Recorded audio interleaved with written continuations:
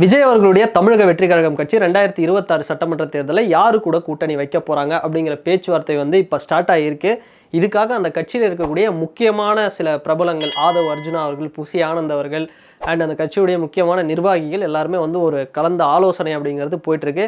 இப்போ சிறுபான்மையினர் அமைப்புகள்லேருந்து சில பேர் வந்து பேசிகிட்டு இருக்காங்க.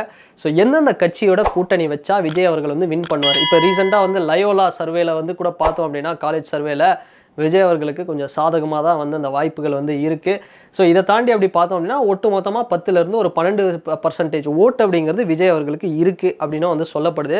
ஸோ என்ன நடக்கும், யாரோட கூட்டணி வச்சா நல்லாயிருக்கும் அப்படிங்கிற ஒட்டுமொத்த ஒரு கருத்து கணிப்பு அப்படிங்கிறத தாண்டி ஸோ என்னோட ஒப்பீனியனை இந்த வீடியோவில் வந்து நான் சொல்கிறேன். ஸோ இப்போ நிறைய பேர் என்ன பேசிகிட்டு இருக்காங்க அப்படின்னா, விஜய் அவர்கள் ஏடிஎம்கே கூட கூட்டணி வச்சு டிஎம்கேவை வந்து எதிர்ப்பார் அப்படின்னு சொல்கிறாங்க.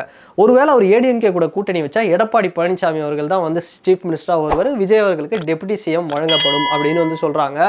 பட் இது நடந்தது அப்படின்னா கண்டிப்பாக வந்து இது நடக்குமா அப்படின்னு பார்த்தோம்னா டவுட்டு. ஏன்னா லாஸ்ட் டைமில் எனக்கு தெரிஞ்சு பிஜேபியும் ஏடிஎம்கேவும் 2 பார்ட்டியும் வந்து ஒன்று சேருவாங்க அப்படிங்கிறது தான் நடக்க போகுது. ஏன்னா அசம்பிளி எலெக்ஷன் பொறுத்த வரைக்கும் அவங்க 2 பேரும் ஒன்றா சேர்ந்தாங்க அப்படின்னா ஈஸியாக இல்லைனாலும் ஓரளவுக்கு வந்து ஒரு டஃப்பாக ஒரு க்ளோஸ் காலாக வந்து டிஎம்கே விசஸ் ஏடிஎம்கே அந்த ஃபைட் அப்படிங்கிறது போகும். ஏன்னா ஒரு பக்கம் DMK and Congress, DMK and Congress கூட்டணி, இன்னொரு பக்கம் ஏடிஎம்கே அண்ட் பிஜேபி கூட்டணி.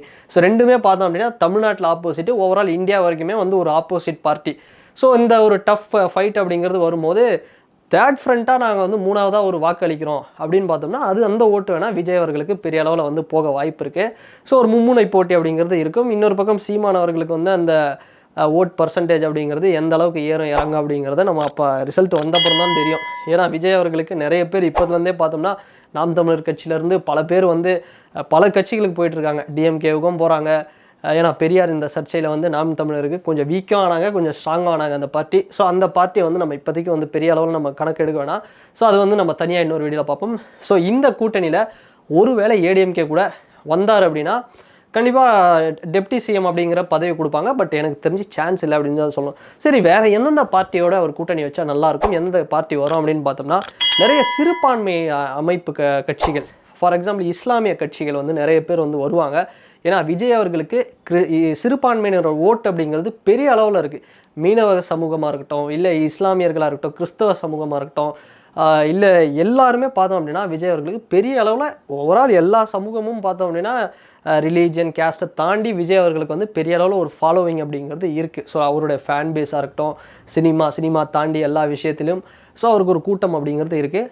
ஸோ இன்னொரு பக்கம் எனக்கு தெரிஞ்ச ஒரு யாரோட கூட்டணி வச்சா நல்லாயிருக்கும்னா, இப்போ வந்து டிஎம்கேவுக்கும் விடுதலை சிறுத்தை கட்சிக்கும் வந்து என்னதான் வந்து ரிலேஷன்ஷிப் பாண்டிங் நல்லா இருந்தாலுமே ஸோ லாஸ்ட் டைமில் எது வேணால் மாறலாம். ஸோ விசிகே கட்சி வந்து வரலாம், விஜய் அவர்கள் கூட வந்து இணையலாம்.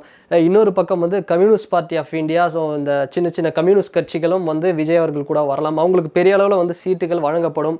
ஸோ அப்படி பார்க்கும்போது பார்த்தோம் அப்படின்னா ஒட்டு மொத்தமாக விஜய் அவர்களுக்கு சின்ன கட்சிகளுடைய ஆதரவு அப்படிங்கிறதுக்கும், ஸோ பாட்டாளி மக்கள் கட்சி பார்த்தோம்னா ஒருவேளை பிஜேபியும் ஏடிஎம்கேவும் சேர்ந்தாங்க அப்படின்னா அவங்க பாட்டாளி மக்கள் கட்சிக்கு ஒரு சீட்டு அந்த ஒரு பெரிய அளவில் கிடைக்காது அப்படிங்கிற போதில் வேணால் விஜய் அவர்களோட கட்சிக்கு வருவாங்களே தவிர, இல்லைனா அவங்க வந்து பிஜேபி கூட்டணியிலும் ஏடிஎம்கேவுடைய அலையன்ஸில் வந்து பெரிய அளவில் இருப்பாங்க.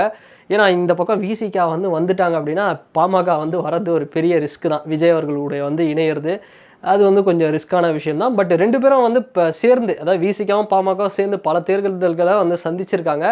ஸோ அப்படி பார்க்கும்போது இந்த 2 கட்சியும் வந்தால் விஜய் அவர்கள் பெரிய அளவில் வந்து வின் பண்ணுறதுக்கு ஒரு சான்ஸே வந்து இருக்குது அப்படின்னு சொல்லலாம். ஸோ இன்னொரு பக்கம் வேறு எந்தெந்த கட்சிகள், தேமுதிக விஜயகாந்த் அவர்களுடைய கட்சி, ஸோ அவங்க வந்து வர்றதுக்கும் பெரிய அளவில் வாய்ப்பு இருக்குது விஜய் அவர்களுடைய இணைய. ஸோ இதை தாண்டி யார் யார் வராங்க அப்படிங்கிறத இன்னும் வந்து அடுத்தடுத்து, ஏன்னா இப்போ கரெக்டாக பார்த்தோம்னா இது பிப்ரவரி, இன்னும் கரெக்டாக ஒரு வருஷம் கூட இல்லை அப்படி தான் சொல்லணும். எலெக்ஷனுக்கு கரெக்டாக ஒரு வருஷம், அதாவது ஒரு 10 மாதம்னு வச்சுப்போம். இந்த எலெக்ஷன் கேம்பெயினிங்கு, ஓட்டு ரிசல்ட் கவுண்டிங் இதெல்லாம் தாண்டி பார்த்தோம்னா கிட்டத்தட்ட ஒரு 10-11 மாதம் தான் இருக்குது. ஒரு வருஷத்துக்கு கம்மியாக தான் இருக்குது. ஸோ இந்த கேப்பில் என்னென்ன முக்கியமான பிரபலங்கள் உள்ளே வரப்போகிறாங்க, என்னென்ன வந்து பெரிய டிஎம்கேலேருந்து எத்தனை பொலிட்டிக்கல் அந்த கட்சியிலேருந்து எத்தனை அரசியல்வாதிகள் வரப்போகிறாங்க, மூத்த தலைவர்கள் வரப்போகிறாங்க, இல்லை எந்தெந்த கட்சியிலேருந்து சீட்டு கிடைக்காத முன்னாள் இல்லை இப்போ இருக்கக்கூடிய அரசியல் பிரபலங்கள், அரசியல்வாதிகள், இவங்க எம்பி, எம்எல்ஏஸ் இவங்கெல்லாம் வரப்போகிறாங்க. ஸோ என்னென்ன சினிமாலேருந்து என்னென்ன பிரபலங்கள் வந்து விஜய்க்கு வந்து ஆதரவு தரப்போகிறாங்க. ஸோ இதெல்லாம் வந்து நம்ம வெயிட் பண்ணி பார்த்தா தான் தெரியும். ஸோ அடுத்தடுத்த கட்ட நகர்வுகளில் தெரிஞ்சிடும் யாரோட கூட்டணி அமைக்க போகிறாங்க. அப்படி கூட்டணி வச்சா விஜய் அவர்களுக்கு எத்தனை பர்சன்டேஜ் வந்து ஓட்டு கிடைக்கும். ஸோ இதெல்லாம் வந்து வெயிட் பண்ணி பார்த்தா தான் தெரியும். ஸோ பார்ப்போம் விஜய் அவர்கள் எப்படி ஒரு அலைன்ஸை ஃபார்ம் பண்ணால் யார் கூடலாம் கூட்டணி வச்சா நல்லாயிருக்கும் அப்படிங்கிற உங்களுடைய கருத்துக்களையும் இந்த வீடியோவில் கமெண்ட் செக்ஷனில் மறக்காமல் பதிவிடுங்க. அண்ட் இந்த வீடியோ உங்களுக்கு பிடிச்சிருந்ததுன்னா லைக் பண்ணுங்கள், ஷேர் பண்ணுங்கள், கமெண்ட் பண்ணுங்கள், சப்ஸ்கிரைப் பண்ணுங்கள். வேற ஒரு வீடியோவில் வேற ஒரு கான்டென்ட்டில் நான் உங்களை பார்க்குறேன். பாய்.